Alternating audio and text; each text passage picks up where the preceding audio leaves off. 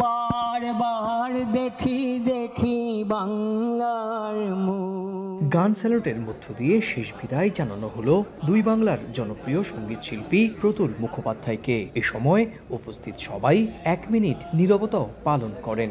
পশ্চিমবঙ্গের প্রশাসনিক প্রধান, শিল্পী ও সংস্কৃতি অনুরাগীরাও সেখানে উপস্থিত ছিলেন। এর আগে কলকাতার পিজি হাসপাতাল থেকে মরদেহ নিয়ে যাওয়া হয় শহরের শিল্প সংস্কৃতির আতুরঘর রবীন্দ্র সদনে। সেখানে অসংখ্য অনুরাগী ও ভক্ত শেষ শ্রদ্ধা জানান প্রিয় শিল্পীকে। পশ্চিমবঙ্গ যে বাংলা ভাষার এবং আর কোনো ভাষার নয়, যেটা সোচ্চারে বলতে লজ্জা পেতেন না যে প্রজন্মর শিল্পী, সেই প্রজন্মর হয়তো শেষতম মানুষ প্রতুল মুখোপাধ্যায়। দেশকে ভালোবাসাই তো পরম রোমান্টিকতা, মানুষকে ভালোবাসাই তো পরম রোমান্টিকতা।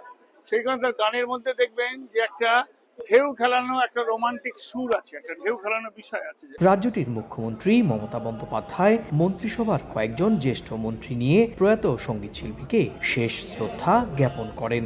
অর্ধেক পাউডারে দ্বিগুণ উজ্জ্বলতা, নতুন রিন অ্যাডভান্সড অর্ধেক পাউডারে দ্বিগুণ উজ্জ্বলতা।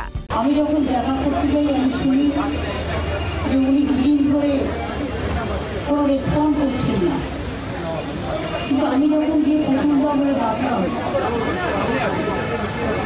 প্রথমবার মঙ্গল সঙ্গে সঙ্গে দুটো চোখ খুললে চোখ দিয়ে জল গড়িয়ে পড়লো।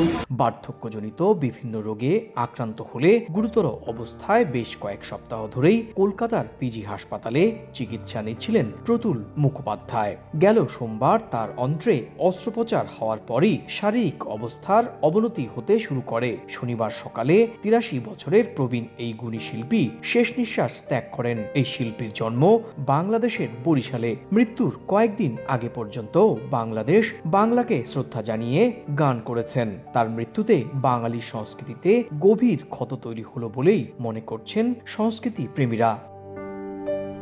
সুব্রত আচার্য, সময় সংবাদ, ভারত।